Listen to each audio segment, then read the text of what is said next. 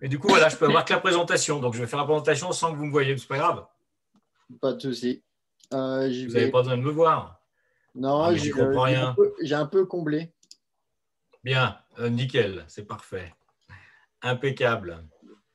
Alors, attends, je vais sortir tout ça. Sinon, tout le monde va bien? Enfin, Oui. ceux qui sont là. Ça va bien, tiens, Claudio. Ouais. Je comprends rien, en fait. Je pense que l'orage, je ne sais pas. Tout à l'heure, j'ai un problème de... Mais bon, c'est ainsi. Donc, du coup, voilà. Eh bien, en tout cas, ça fait plaisir de vous voir. Moi, vous ne me voyez pas, mais je suis là, hein, normalement. On t'entend au moins. Ouais, voilà, c'est ça. On t'entend. Il y a déjà ça. Et on a ton... Alors, attends. Et on a le visuel de la vidéo. C'est ça le plus important. Le reste, après, finalement, n'a pas tant d'importance que ça. Bon, ben, c'est cool. Alors, donc, c'est bien. On va... Alors, où est-ce que j'en suis? On a perdu Kevin? Non. Non, il est là. On est juste quelques-uns quand on est en bandeau comme ça. Ouais, ben ouais. Okay. Et il a l'écran noir. Non. Alors, chez moi, oui. Ouais, moi aussi. Ah, moi pas. Si, je ne vois pas. Ah, voilà. Ah, mais là, ouais, du coup, il faut que je mette...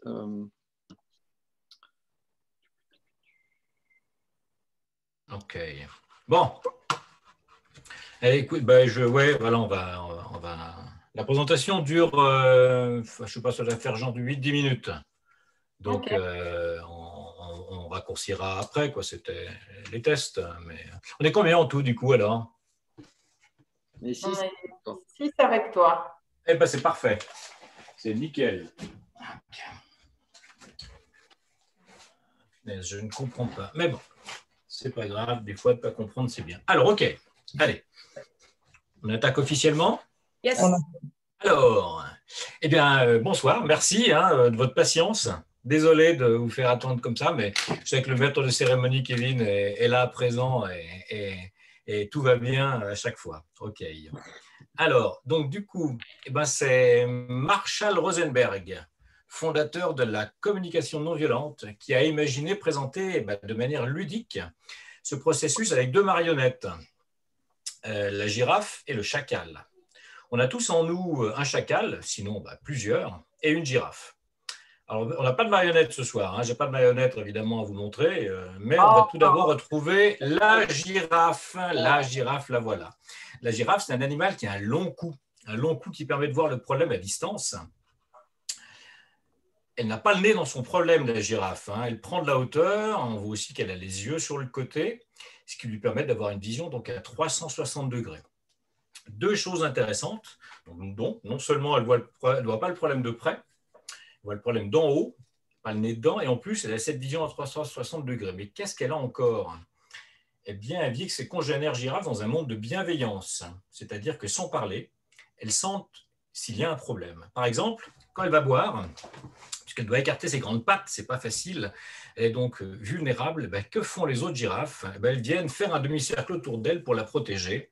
Donc, c'est assez extraordinaire dans le monde dans lequel on vit. Voilà. Ensuite, eh bien, en fait, on a une autre petite marionnette qui est le chacal. Le chacal, c'est Joe le chacal ce soir qui est avec nous. Merci beaucoup, Joe le chacal. Le chacal, contrairement à la girafe, vit, lui, au ras des herbes. Il ne voit pas plus loin que le bout de sa truffe. C'est un animal qui vit en mode de survie, en permanence en mode survie. Il est en permanence aux aguets, dans l'urgence et dans la souffrance. La deuxième chose, c'est que quand les chacals sont ensemble, ils n'hésitent pas à se bagarrer, à s'entretuer pour des questions de nourriture, pour des questions de survie. Et donc, qu'est-ce qui se passe quand le vieux chef ne peut plus tenir sa horde? Il va se mesurer avec un jeune, le jeune va l'emporter, ils vont tuer le chef et ils vont le manger. Il n'y a pas beaucoup de joie dans le monde des chacals. Et c'est, pour en revenir en fait à la suite de notre présentation, c'est Thomas Danzbourg, dans son livre « Cessez d'être gentil, soyez vrai », qui nous donne quelques exemples, ainsi que des pistes pour commencer à appliquer le processus de la CNV. Alors, en fait, d'abord, les symboliques du chacal. La symbolique du chacal, c'est qu'à certains moments, nous réalisons que nous sommes dans des relations de conflit, dans des relations de tension, dans des relations de survie ou dans des relations de souffrance. La seule chose que l'on a appris à faire dans ce cas-là, c'est de crier, hurler ou alors de se taire et d'avaler sa colère. On constate d'ailleurs que ces attitudes ne peuvent pas servir la vie et ni nos relations. Mais en fait, ce chacal, il n'est pas méchant. Bien souvent, il est très gentil. C'est pour ça qu'on a du mal à identifier son fonctionnement. Ensuite, la symbolique de la girafe. À côté de ça, on essaie de développer un fonctionnement un peu plus éveillé. On est plutôt conscient, lucide, avec une compréhension plus périphérique de ce qui se passe. C'est-à-dire que si j'agis comme ça a telle conséquence, qui entraîne tel effet, qui lui-même a telle conséquence. Et finalement, le fait que ça me revient de cette manière-là. Et dans ce cas-là, il y a un discernement que nous tentons d'éveiller pour regarder les choses autrement qu'au ras de l'immédiateté. Et comment ça fonctionne donc, tout ça? En fait, nous nous piégeons nous-mêmes. Et on a tendance à piéger l'autre lorsque nous ne prenons pas le soin de différencier nos vrais besoins de notre demande. En remontant en amont de notre demande, nous nous donnons de la liberté. Nous sortons de la croyance qu'il n'y a qu'une seule et unique solution. En nous concentrant sur nos vrais besoins, au lieu de nous bagarrer pour nos demandes, nous nous libérons mutuellement du piège et nous donnons un espace de rencontre et de créativité. Nous pouvons aussi constater que nous n'avons pas les mêmes besoins au même moment. Il est aussi utile de constater que nous sautons souvent à la solution vite fait, mal fait. C'est une des conséquences de notre éducation, chercher à résoudre mentalement et à résoudre vite. Alors, qu'est-ce qu'il faut faire? Eh bien, exercer notre intelligence, notre capacité de performance, obtenir un résultat immédiat, passer le plus rapidement possible de la constatation du problème à sa solution sans prendre le temps d'écouter les vrais enjeux. Nos malentendus sont des mal écoutés qui résultent eux-mêmes de mal exprimés, de mal dits et de non dits. On peut apprendre à parler avec sensibilité, force et vérité. On est rarement en rapport avec la réalité telle qu'elle est, mais la plupart du temps en rapport avec la réalité telle que nous croyons qu'elle est, ou plus précisément telle que nous craignons qu'elle soit. Nous basons nos réactions, dans tout ça, on constate en fait tout ça. On constate que nous basons nos réactions sur nos impressions, nos croyances et nos préjugés, plutôt que ce que nous ressentons vraiment personnellement, de sorte que nous ne sommes pas adéquatement à l'écoute de nous-mêmes. Nous agissons en fonction de critères extérieurs, l'habitude, la tradition, le devoir imposé ou supposé, la crainte du regard de l'autre, l'autre étant les parents, le conjoint, les enfants, les milieux sociaux ou professionnels, ou plus simplement cette partie de nous-mêmes que nous ne connaissons pas bien, mais dont nous avons peur qu'elle nous juge et nous culpabilise. Enfin, faute de pouvoir comprendre et traiter nos propres besoins avec aisance et souplesse, et faute de pouvoir par conséquent comprendre et traiter les besoins des autres avec aisance et souplesse, nous renonçons souvent à nos besoins pour faire plaisir aux autres, pour être gentils. Et puis, excédés d'avoir été si longtemps gentils ou inquiets de ne pas voir nos besoins reconnus, nous imposons nos besoins aux autres et nous attendons que les autres devinent nos propres besoins que nous n'avons même pas formulés et parfois même pas identifiés. Et s'ils ne le font pas, nous leur faisons des reproches et les jugeons. Il faut donc formuler des demandes claires, précises, qui permettent à nos besoins de se concrétiser sans le quotidien tout en tenant compte des besoins de l'autre. Formuler donc une demande concrète, réaliste, positive et négociable. Et tout cela afin de créer l'espace de la rencontre. La CNV propose de prendre en compte tout ça. Plutôt que de balancer à la tête de l'autre pour l'impliquer lui alors que nous nous désimpliquons en fait de la situation, on va d'abord constater une observation. Ça, c'est la première étape, le processus de la CNV. On va d'abord observer, je vois ce qui se passe. Ensuite, on va exprimer le sentiment que l'on ressent à ce moment-là. Ce que je ressens quand je vois, c'est ça. Et mon besoin, par rapport à cette observation et par rapport à ce sentiment, c'est ce besoin-là. Et à la fin, la quatrième étape, c'est une demande qui doit être négociable. Je vais avoir quelques exemples à vous proposer.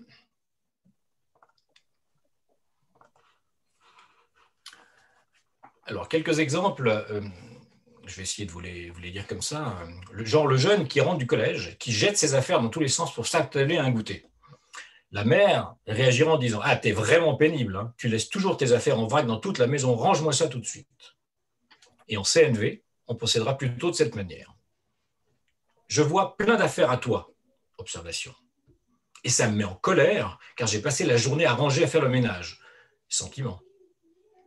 J'aime quand la maison elle est rangée, ça m'apaise. Besoin.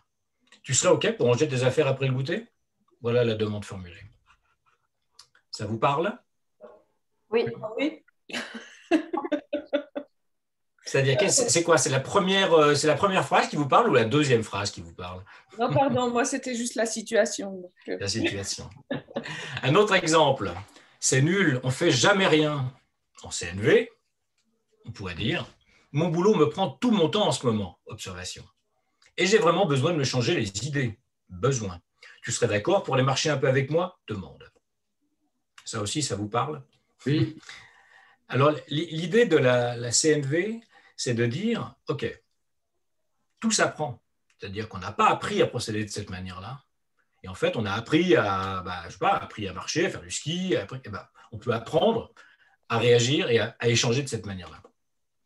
Le chacal dira, tu roules beaucoup trop vite, t'es fou, quoi. La girafe, tu roules plus vite que ce qui me paraît raisonnable sur cette petite route avec des précipices qu'il y a à gauche et à droite. Est-ce que tu serais d'accord de rouler un peu plus doucement? Le chacal, tu es un égoïste, tu ne penses qu'à toi.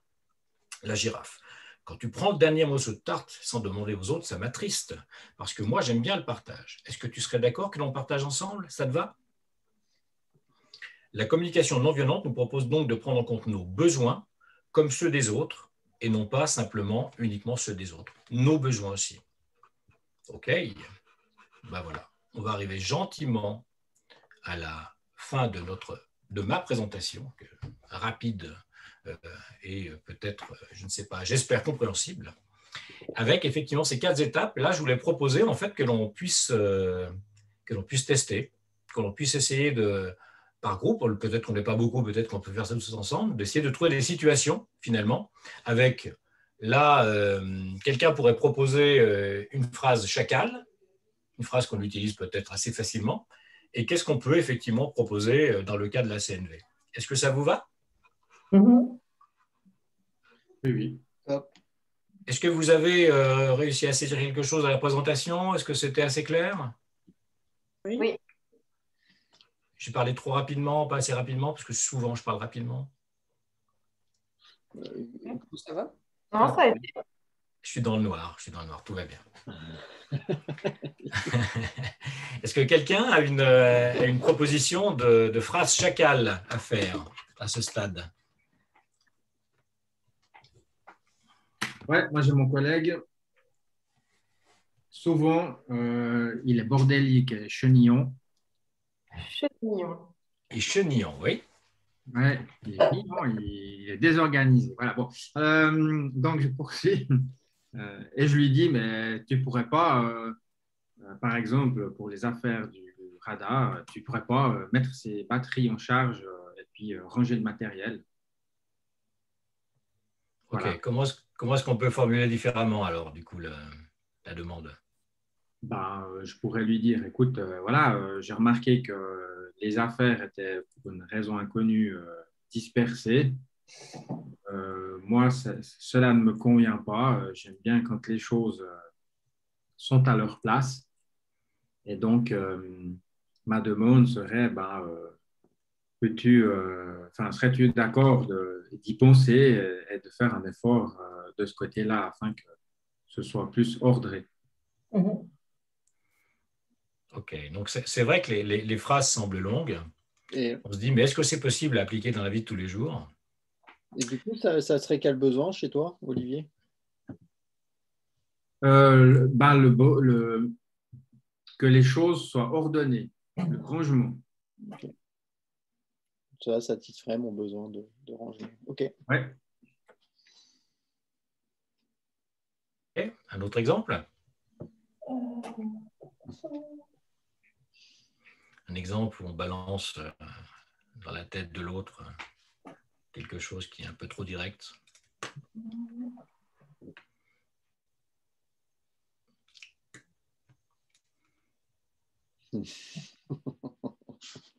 J'en propose un. Hey, baisse ta musique, c'est pénible, j'en ai plein la tête. Voilà. Qu'est-ce qu'on peut dire à la place?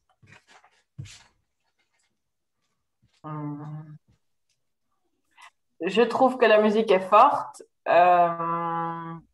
J'ai du mal à me concentrer. Est-ce que ça, ce serait un sentiment? Alors, j'ai du mal à me concentrer. Tu peux dire que tu vas plutôt exprimer voilà, ton Besoin. vrai. Ça me dérange peut-être. Ou... ce serait plutôt Ça me le besoin. dérange pour une raison précise, par exemple, parce que j'ai besoin de me concentrer. Voilà, enfin, ce serait ce genre de choses-là. Mais après, ça dépend des situations, évidemment. Hein. Mais vas-y, continue ta phrase, parce que c'est intéressant d'échanger à ce sujet-là. Donc, qu'est-ce que j'ai dit? J'ai dit la musique est forte, ou je me sens envahie, j'ai du mal j'ai besoin de me concentrer. Est-ce que tu serais OK de baisser un petit peu? Oui, voilà. Est-ce qu'à votre avis, c'est quelque chose qu'on peut essayer d'utiliser dans la vie de tous les jours? Oui, tout à fait. Après, je pense que ça dépend aussi le moment en question, s'il est possible d'avoir l'attention de la personne, car parfois, on peut s'échanger des choses un peu à la hâte et ne pas forcément pouvoir prendre ces quelques instants qui seraient peut-être bénéfiques pour l'échange. J'ai remarqué en fait que c'est assez difficile de faire ça quand il y a plusieurs personnes. C'est plus facile quand on est en échange en face à face. Enfin, voilà ce que j'ai pu en retirer des tests que j'ai essayé de faire. Par contre, dès qu'on a l'attention, comme tu disais, effectivement, Olivier, de la personne, c'est vraiment top, quoi. Parce que ça permet d'ouvrir l'échange, quoi, en fait, ça c'est clair. Et du coup, il n'y a aucun jugement. C'est-à-dire qu'en fait, on est souvent, enfin, on est souvent. Finalement, c'est basé là-dessus, c'est le fait de rejeter sur l'autre nos propres manques, nos propres frustrations, en fait, en lui disant, mais t'es pénible, tu m'emmerdes, en fait, ça ne veut rien dire, en fait, ou t'es con, enfin, je veux dire, tu vois, c'est des choses qui ne veulent rien dire, et du coup, après, on rentre dans des discussions qui sont impossibles. On renvoie juste sur un besoin qui n'est pas assouvi, en fait. Voilà, et puis on ne l'a pas exprimé. Puis finalement, on ne s'est même pas penché sur le besoin pour s'imaginer quel pourrait être le besoin, en fait, quel pourrait être notre propre besoin. Quelqu'un d'autre? Pardon, j'ai... Vas-y, Christelle, non, je t'en prie. Non, c'est Frédéric qui parle en premier. Vas-y. Non, j'ai rien de. Maintenant, j'allais demander effectivement, est-ce qu'on a un autre exemple? Est-ce que Et après, Frédéric, je voudrais dire quelque chose. Non, je disais, l'idée, c'est de parler de soi, en fait. Exactement. C'est ça. Mais je pense que ça s'entraîne, comme tu disais, on a toujours eu l'habitude de faire vite et aussi dans la communication. Puis c'est un peu un entraînement à avoir, de se dire, ben, je prends 10 secondes de plus pour formuler une phrase en 4 étapes, mais qui est plus efficace. Mais c'est un truc qui se travaille. Je pense qu'après, ça devient un réflexe. Et puis, qu'est-ce qui se passe quand on parle de soi en général? Il y a une réaction alors ça, je partage mon expérience. Quand on parle de soi, de son propre besoin, la personne en face ne peut pas. Il n'y a rien de plus légitime que de parler de ses propres besoins, en fait. Ouais. Clairement. Et ça nourrit quelque chose chez nous qui est vraiment une satisfaction de s'écouter soi-même, en plus. Puis ça permet aussi de réfléchir en fait à quels sont nos propres vrais besoins. Oui. Parce que l'on parle de besoins, on ne parle pas de choses qu'on peut acheter. Enfin voilà, c'est le besoin vraiment profond. Hein, et c'est vrai que ça permet d'y réfléchir. Puis je pense que finalement, l'être humain est quand même fondamentalement a envie de faire plaisir ou de satisfaire les besoins de l'autre en face. Et puis, quand il y a une demande d'aide, entre guillemets, en disant est-ce que tu es d'accord ça va chercher chez l'autre des choses qui sont totalement différentes plutôt qu'une accusation qui dirait ben, ta musique me casse la tête. Et c'est vrai qu'on ne sait pas pourquoi finalement elle casse la tête, pour quelle raison. Enfin, je veux dire, voilà, ça permet aussi il me semble, en fait, de dédramatiser la situation en fait et de partir sur quelque chose de plus soft, en fait, de plus calme en termes d'échange, si on arrive à l'installer avec d'autres personnes. C'est une technique aussi qui a été, moi j'en avais entendu parler aussi, c'était par exemple dans des schémas un peu de thérapie de couple en fait, et c'était une thérapeute qui disait à des couples, couple, ben, donnez-vous rendez-vous à heure fixe, genre tous les lundis soirs, le couple, tu vois, et justement de parler comme ça, et de plus, c'est-à-dire j'ai besoin de ça, etc., de plus utiliser le tu vois, ça modifie complètement, en fait, ta manière de communiquer. Et c'était un peu dans le même principe, en fait. Voilà, je sais pas, je me sens délaissée, etc. J'aurais besoin de ça ou je ressens ça. Et c'était exactement, en fait, sur ce même principe. Et ça fait des petits miracles parce qu'aussi souvent, ben, quand t'es à deux dans une histoire, c'est plus simple tu as plus l'autre, quoi. Tu fais ci, tu fais ça, c'est vachement agressif plutôt que voilà, je suis triste ou je suis peinée ou je sais pas comment tu peux t'exprimer. On évite la phrase qui suit, qui était tout le temps en train de me reprocher des choses. Exact. Et passer le tu, quoi, tout d'un coup. Mhm. Et c'est une démarche qui est très intéressante vraiment, tu sais, tu dois pendant un moment te dire, je ne parle qu'en je. Et c'est un peu dans le même principe. Après, est-ce que tu serais d'accord de, ben là, déjà, c'est moi qui te demande, je te propose quelque chose, je te propose une solution, est-ce que tu y serais d'accord, quoi? Donc, c'est plus du tout accusateur ou agressif ou enfin, tout ce que ça peut être quand finalement, tu t'adresses à l'autre en parlant pour lui, en plus, en anticipant presque ce qu'il est, quoi. Ce que j'observe avec ce dont on parle là maintenant, ça requiert chez l'autre personne, qu'on parle du couple ou non, une certaine capacité à comprendre notre raisonnement lorsqu'on s'exprimerait de cette manière-là.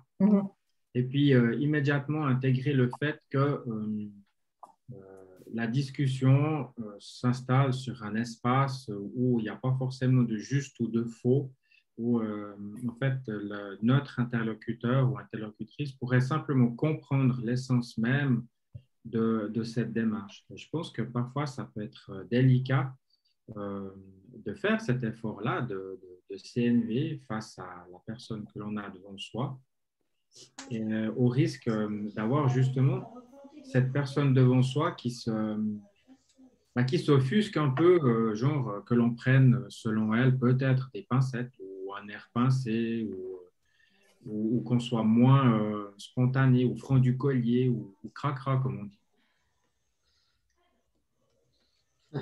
C'est les habitudes, l'habitude de renvoyer sur l'autre en fait nos propres doutes, effectivement, et je pense que c'est rentré tellement dans l'évidence en fait que quand quelqu'un peut procéder différemment, il peut y avoir des questionnements au départ, et ça c'est sûr.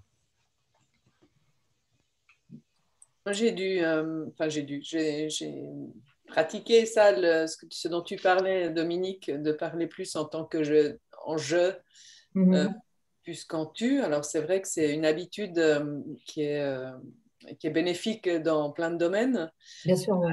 Mais ce que j'ai observé, c'est que quand on est face à quelqu'un qui ne comprend pas ce que c'est qu'un besoin et qui n'est pas capable d'exprimer les siens non plus, ça ne marche pas. Ah ouais. Plus des rebelles intelligents. Voilà. Ouais, c'est vrai qu'il faut être deux pour pouvoir échanger, ça c'est évident. Hein. Oui. En fait, ça nécessite une sorte de formation. Je pense qu'il faut un certain temps d'adaptation ou de compréhension, en fait, parce que c'est une manière différente de s'exprimer les uns envers les autres. Ouais.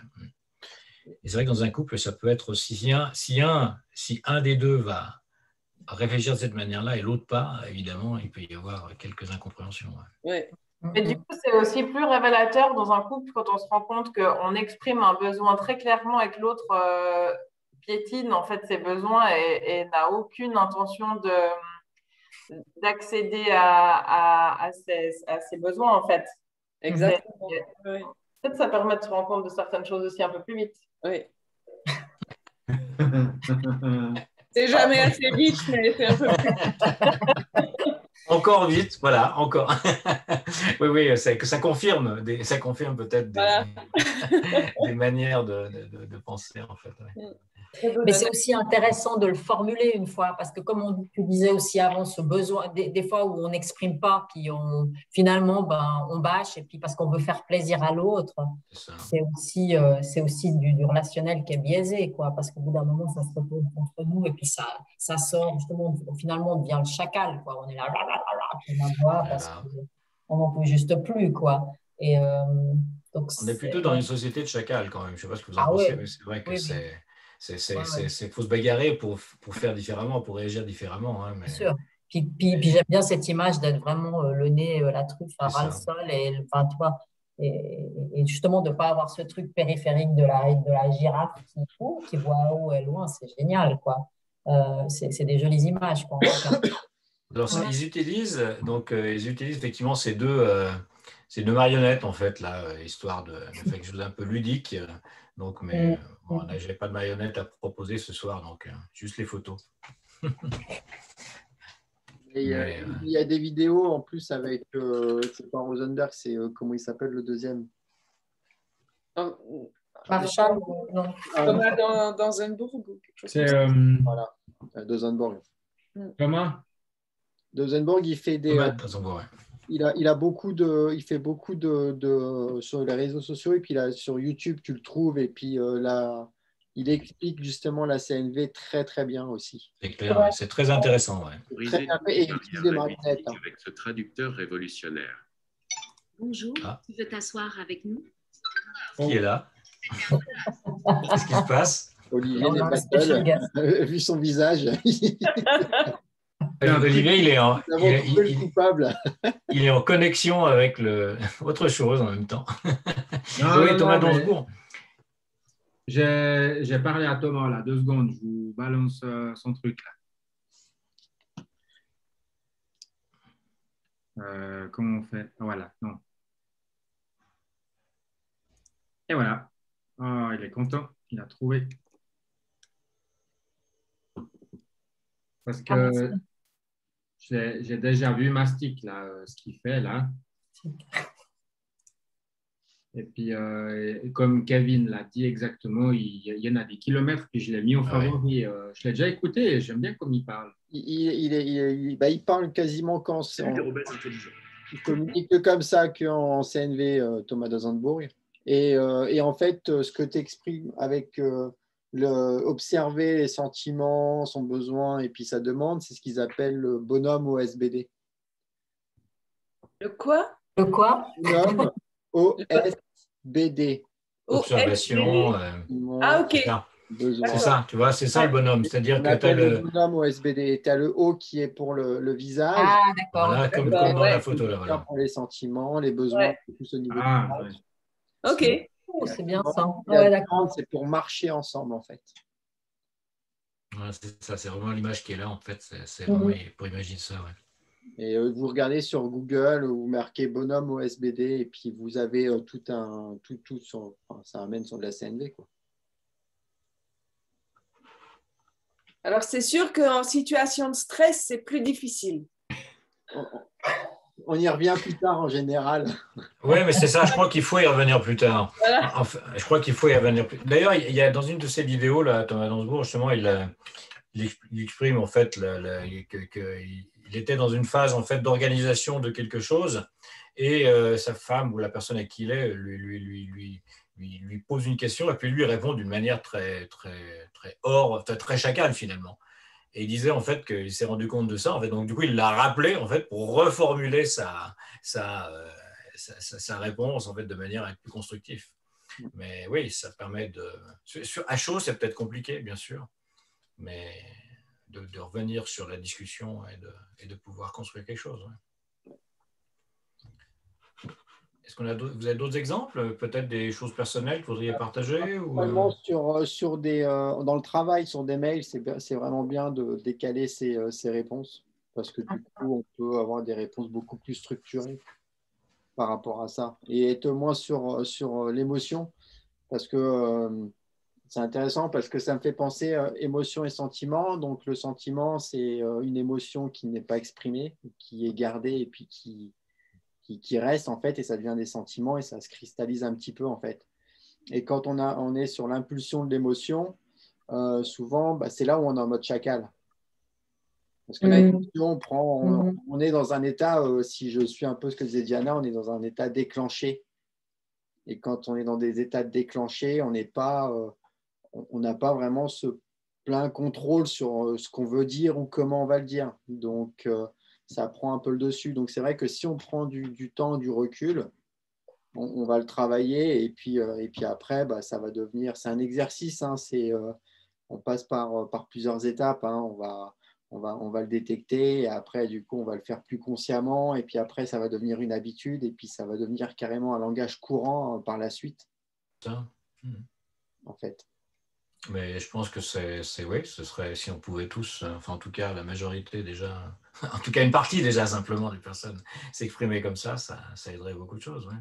Mais ce qui serait intéressant, c'est que, par exemple, dans ceux qui sont en conscience de ça, parce qu'on n'est pas tous, on ne peut pas être 100% dans l'aspect girafe, mais des moments, quand on glisse, les personnes en face devraient te dire, tiens, tu ne pourrais pas me reformuler ça différemment, en fait, peut-être, ouais, de manière plus soft, et avec, dire, ok, comment est-ce que je peux dire ça différemment?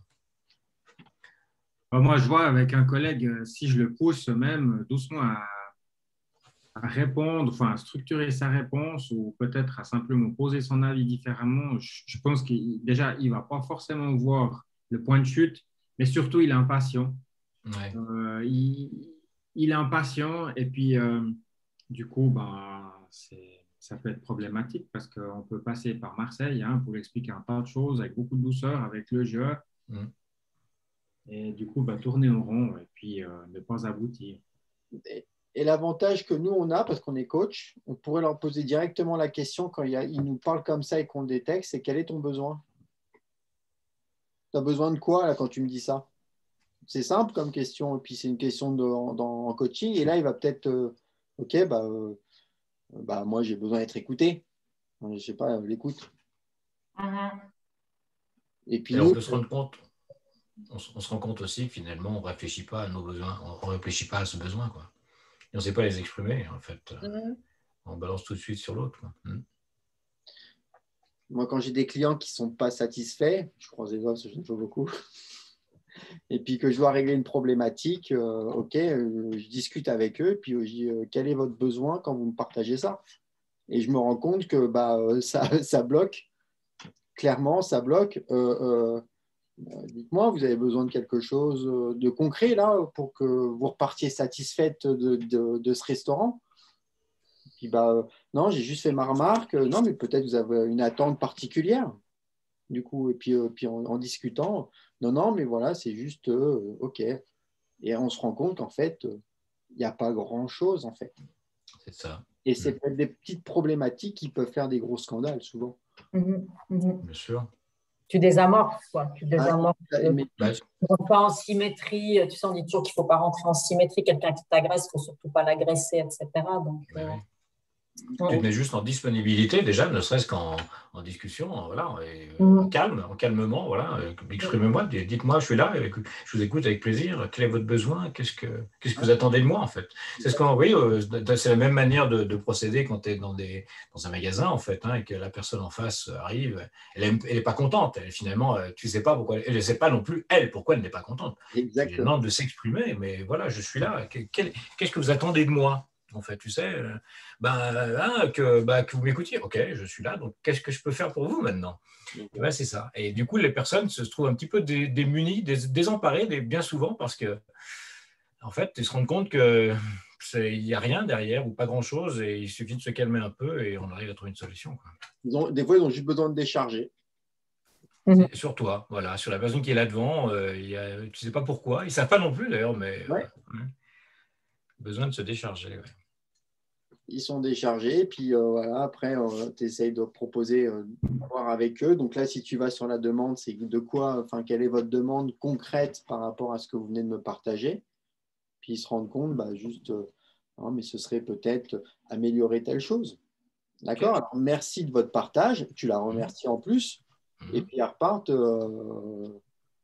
En fait, ils ne savent pas pourquoi, mais ils sont pas, ils sont souvent, ils disent merde, qu'est-ce qui s'est passé? Ouais. Après, je pense qu'il y a beaucoup de similitudes entre moi et Claudio parce que comme tu as fait de la vente, oui. Le produit n'est pas le même, mais c'est finalement. Nous, on avait, par exemple, il y avait une chose importante, c'est qu'en fait, ma dernière activité, c'était de vendre des sacs à main.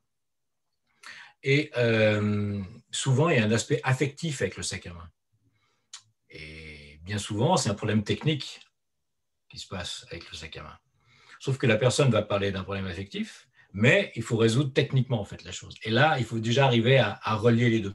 Et donc, effectivement, cette manière de s'exprimer façon CNV, c'est la piste en fait toujours, parce que tu vas prendre en considération les besoins et demandons quels sont les besoins, demander effectivement l'observation, tu vas observer ce qui se passe. Donc ça, on peut même l'appliquer dans la vie de tous les jours, quoi, en fait, hein, si on essaye. Comme tu disais tout à l'heure, Kevin, je pense que ça devient une habitude. À force, ça peut devenir une habitude, et c'est vrai que je me réjouis le jour où ça deviendrait une habitude, parce que ça doit être tellement agréable. Mais bon. C'est on le fait, enfin, je pense que moi, je le fais consciemment quand il y a une problématique à gérer, parce que je sais que c'est le meilleur outil que je peux avoir pour pas que ça s'envenime et puis qu'en général, ils repartent satisfaits. En fait. Et je le fais même avec mes équipes, hein, en plus avec le coaching maintenant. Il y a une journée qui suffit que ce soit un peu mal passé, hop, tout le monde, on se retrouve autour d'une table à la fin de la journée et puis on fait, OK, je fais un tour de table. Comment vous vous sentez et puis de quoi tu as besoin là pour demain, pour te sentir bien, en fait. Et puis, il développe, et puis, OK, donc tu as besoin de ça, ça, ça. Est-ce qu'on peut, toute l'équipe, t'aider dans ce besoin? Oui, non, ou c'est peut-être que moi. OK, bah, c'est que moi, donc on sait que ça peut être que cette personne. Donc ça, c'est vraiment universel, une manière de s'exprimer d'une manière universelle. Et qui est que bénéfique. Est-ce que vous l'utilisez un peu dans cette façon-là, dans certaines séances de coaching, par exemple, avec vraiment le déroulé, observation, sentiment, besoin, etc. En fait, Dans le coaching? Ouais. Alors, j'ai pas... Enfin, moi, dans ma posture, quand je suis au restaurant, j'utilise le coaching pour justement détecter ce qui se passe. Et la CNV, ça me sert à communiquer efficacement justement avec les techniques de coaching. Parce que techniquement, je fais le lien, enfin, on fait des liens. On fait beaucoup de liens et puis on sait que si on va commencer à dire toi, comme ça, bah, ça ne va pas jouer. Puis moi, comme j'aime beaucoup l'analyse transactionnelle, bah, on sait que la position le plus juste, c'est d'être en adulte. Et puis la CNV, c'est de la communication d'adulte, en fait. Et donc, du coup, moi, je leur dis, par exemple, il y a un truc qui ne va pas, bah, moi, j'ai besoin d'une équipe qui a envie d'être comme ça. Est-ce que vous avez envie d'être comme ça, en fait? Alors, c'est oui, non, bah, oui, OK. Qu'est-ce qui vous manque pour être comme ça? Pour ça, c'est top quand toi, bah, tu as ce recul-là, ces connaissances-là, et puis que tu es familiarisé avec justement ces outils de communication ou de compréhension de l'autre.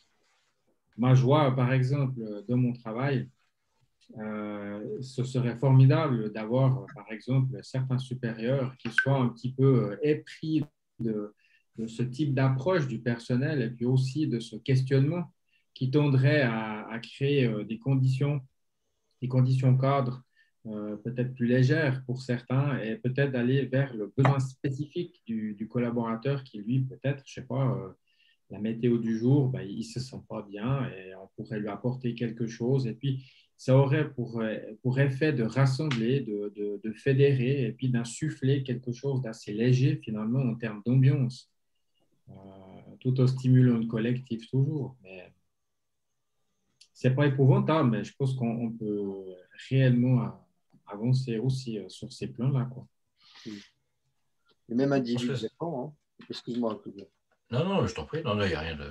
C'est top dans l'échange avec une équipe. C'est top dans l'échange, effectivement, avec, comment dire, quand on n'a pas besoin de régler un problème, mais qu'on a envie d'aborder, effectivement, une nouvelle dimension. Je pense que dans les entreprises, c'est bien quand on aborde le changement qui fait peur, en fait, tu sais ce qu'on appelle le change management, en fait, quand si le changement fait peur en lui-même, bah voilà, on va déjà l'aborder d'une manière plus soft. Non pas dire, bah écoutez, vous allez y aller, parce que sinon ça ne va pas bien se passer, quoi, en fait. Mais voilà, donc de quoi vous avez besoin pour que ça se passe bien? De quoi avons-nous tous besoin pour que ce changement se passe bien? C'est ça. Tu peux t'inclure, ouais. Donc la CNV, c'est quelque chose qui peut être, qui peut être utilisé à chaque moment finalement, Ah oui. parce que c'est en même temps que le coaching, avec une équipe, dans ton couple, avec des amis. Enfin, je veux dire, c'est rigolo, hein. Tu testes ça. Alors c'est vrai que tu vois, tout à l'heure, c'est marrant, Olivier, tu soulignais en fait comme si, par exemple, la personne, en fait, elle considérait en fait qu'on prenait des pincettes. Et finalement, c'est juste une habitude. On n'a pas l'habitude de se parler comme ça. Les gens n'ont pas l'habitude de se parler comme ça. Sinon, c'est juste une histoire de respect, en fait. Le respect de l'autre et le respect de soi-même, quoi. Oui, alors évidemment, la personne de mon entourage professionnel qui réagit comme ça, c'est quelqu'un qui est puissamment stressé, qui aurait réellement un besoin de pouvoir éclore et s'ouvrir encore. Et puis de s'alléger un petit peu d'une pression trop importante qui le rend parfois peu perméable à ce genre d'approche-là. C'est limite si c'est une personne qui serait plus, comment dire ça, plus à l'aise lorsque tu serais percutant par la discussion, alors que finalement on résoudrait rien quand même. C'est ça. J'ai un exemple, moi, j'y repense, il y a 15 jours en arrière avec mon équipe. Donc, il y a eu un moment pendant le service, c'était un peu speed. Et j'ai le chef de cuisine qui a mal parlé à son commis et puis au plongeur. Et ça a créé des tensions jusqu'à la fin du service. Puis on arrive à la fin du service, tout le monde autour d'une table. Puis je demande, dites-moi ce qui s'est bien ou pas bien passé dans votre journée, quoi. Puis il y en a un, et puis je vois qu'il y a des tensions. Je dis, donc il y en a un qui s'appelle Marc. Et je dis, Marc, comment tu te sens? Il dit, je ne me sens pas bien. OK, qu'est-ce qui s'est passé? Donc ils expliquent la situation. Moi, on m'a mal parlé. Ah, et là, du coup, posture de coach, et puis la question avec la CNV, je dis, qu'est-ce qui s'est passé? Qu'est-ce qui s'est passé? En fait, il dit, moi, je ne me suis pas senti respecté. C'est ces mots, hein. Il m'a dit, il ne m'a pas respecté. OK, qui t'a pas respecté? Le chef de cuisine, Joseph, en l'occurrence. OK, et alors je dis, Joseph, tu entends ce qu'il te dit? Il dit, oui, non, mais il y avait le service. Il dit, non, je ne te demande pas là, je ne te demande pas la situation. Je dis, est-ce que tu entends ce qu'il te dit? Et là, il ne comprenait pas, en fait. Il dit, donc, je vais interpréter ce qu'il t'a dit. Donc, Marc, si tu me permets. Donc là, ce qu'il demande, c'est que tu lui parles avec du respect. Il a juste le besoin de se sentir respecté quand tu parles avec lui. Et là, alors, il m'a regardé, il m'a dit, oui. Je dis, OK, Marc, ce serait quoi de te sentir respecté? De ne pas me dire va te faire foutre, par exemple. Ok, t'entends, mais c'est ça en plus. Hein. C'est des brutes hein, en cuisine un peu. Hein. Et donc, du coup, Joseph, t'entends, je dis moi déjà, je ne tolère pas qu'on se parle mal dans mon entreprise, enfin dans mon restaurant. Je dis donc, est-ce que c'est possible pour toi de respecter ça pour le bien de tout le monde, quoi? De faire un effort. Et là, il me dit, oui, mais je n'ai pas eu l'habitude parce qu'on ne m'a pas appris comme ça. Ah, on t'a appris. C'est dingue, ça. Tu vois, parce que lui, on lui a appris à le dessus. J'ai dit, OK, mais on t'a appris comme ça. Je dis, mais est-ce que tu as envie de changer? Il m'a dit, oui. OK, est-ce que tu m'autorises à être avec toi pour que justement que ça change? Il m'a dit, oui. Le week-end suivant, il est arrivé. Dès qu'il a commencé un peu à s'exciter, je suis allé le voir. Je dis, OK, Joseph, maintenant tu te poses. Je dis, le jeune, il est là. N'hésite pas à lui demander. Tu lui dis, s'il te plaît, merci. Tu verras, il va te faire tout ce que tu veux. Bim, les gars, ils sont arrivés. Ils m'ont fait un service nickel. Ah ouais, c'est ça. C'est pas grand-chose. Hein.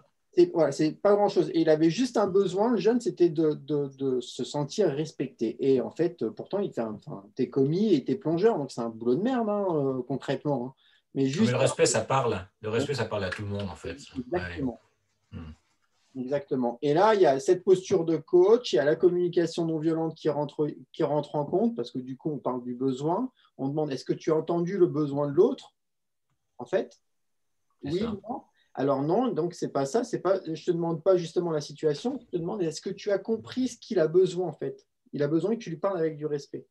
Et à partir de là, une fois qu'il a compris ça, et qu'il a vu que justement, il en faisait même plus en le respectant, le jeune, qu'en lui disant tu peux faire ça, il en faisait encore plus. Il a dit, c'est jackpot. J'ai dit, t'as vu, tu lui en demandes moins et il t'en fait plus. Il dit, t'as tout gagné. Hein. Il dit, ouais, c'est vrai. Hein. Et un petit exemple, là, en fait, justement, au lieu de va te faire foutre, qu'est-ce qu'il aurait pu lui dire? Qu'est-ce qu'il aurait pu lui dire? Il aurait dû lui dire, c'est la merde. Non, mais si on parle façon CNV, en fait, au lieu de va te faire foutre. Oui, c'était quoi son besoin? J'ai besoin d'avoir de la tranquillité ou laisse-moi un peu plus d'espace. J'ai besoin de plus d'espace. J'ai besoin qu'on me laisse un peu de temps, de liberté.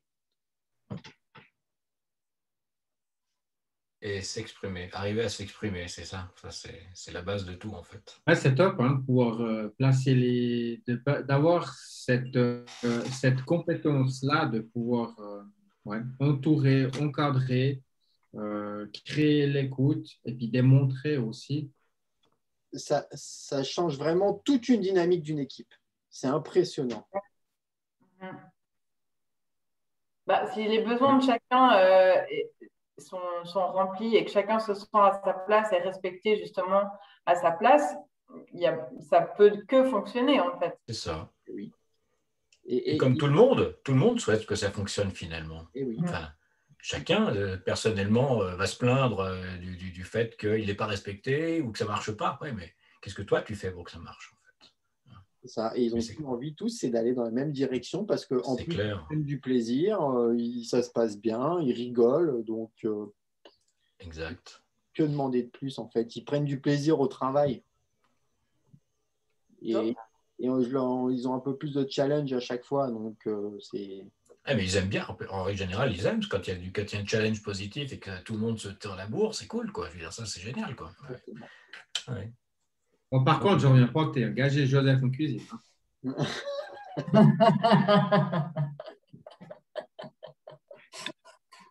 C'est pas le même Joseph Perry en cuisine, non? Ah oui. On connaît pas, Joseph, non? Et qu'il est à la retraite maintenant, donc. Bah oui, il a du temps. Il a du temps. Non, c'est pas le même Joseph. C'est pas le même Joseph. Ok. Cool. Et bon, c'était bien. Juste une petite question concernant la présentation technique. Comment est-ce que c'était trop rapide? Est-ce que il y avait trop de texte et qu'il y avait pas. Enfin, dites-moi un petit peu si vous voulez me faire un petit retour. Moi, j'ai trouvé ça parfait. Soyez objectif. Il y a eu un moment là, il y avait beaucoup de texte et puis c'était un peu rapide là. Ouais, tu es un peu trop. Il a fallu prendre le temps. Non, c'était pas que c'était trop, mais à la limite, si tu partages avec nous, on pourra relire ça tranquillement. Ouais. J'avoue que bon, voilà, j'ai bien saisi la girafe, le chacal, tout ça, c'était bien. Après, il y a eu tout le texte au milieu, ça, oula, attends.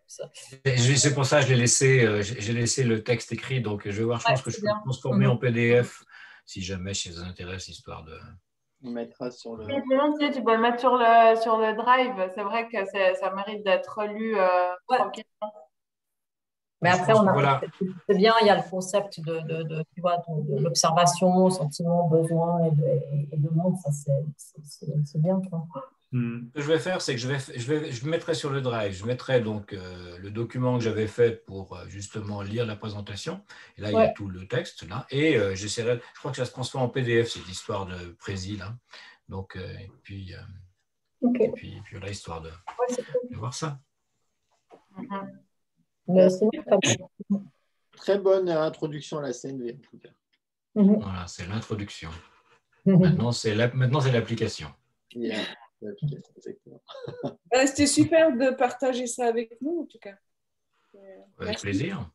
Ouais. Ça fait tellement, finalement, ça fait plaisir, je dirais, d'essayer d'échanger avec les personnes. Moi, ce qui m'amuse, en fait, des fois, c'est que les personnes qui sont absolument pas, comment dire, dans cette manière de penser, des fois, tu regardes avec des yeux, tu sais, incompréhensibles. Je dis, mais de quoi il me parle? Mais comment il me parle, celui-là, en fait? Et ça, c'est génial, parce qu'en fait, après, tu te dis, mais bon, là, il va falloir discuter. Des fois, c'est un peu étonnant, mais c'est chouette. C'est exactement ça, en plus. C'est tout, mais c'est quoi cette manière de penser, en fait, que de s'exprimer? C'est rigolo. Tu sens que ça déconnecte, il y a un truc qui disjoncte dans le cerveau. Là. Enfin, c'est ça.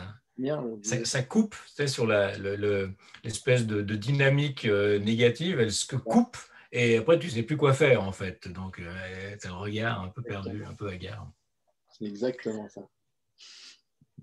Ok, cool. Bon, bah, écoutez, peut-être qu'on va se dire bonsoir.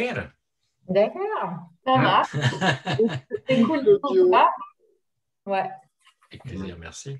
Bon, puis bientôt au paddle alors, Olivier. Hein. Ouais, alors Déjà, actuellement, il faut qu'on. Mais à partir de vendredi, je crois qu'il fait beau. Hein, donc, Je vais juste arrêter l'enregistrement. Voilà, comme ça, je vous mettrai sur le groupe Facebook.